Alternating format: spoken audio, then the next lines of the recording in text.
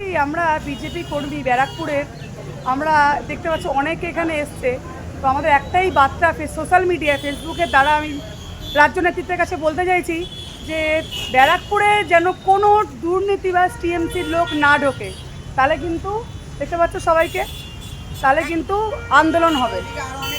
লড়াইটা চলছিল যেমন ঠিক তেমন অন্যায় বিরুদ্ধে যেমন লড়াই চলছিল তেমনই চলবে।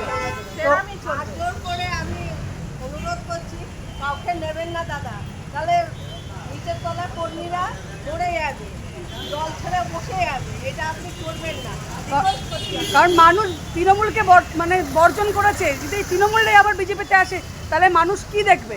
আমরা মানুষের কি জবাব দেবো? আপনাদের জবাব দিতে হয় না, জবাবটা আমাদের মতো কর্মীদের দিতে হয়, কারণ আমাদের দেখে লোকে ভোট দিয়েছে বিজেপিকে। ঠিক আছে, এটুকুই বলবো। ওদিকে আরও লোক আছে, সবাই আছে। আমজনতা যেভাবে এনেছে আমাদেরকে, আমরা চাইছি আমজনতার পাশে দাঁড়াতে।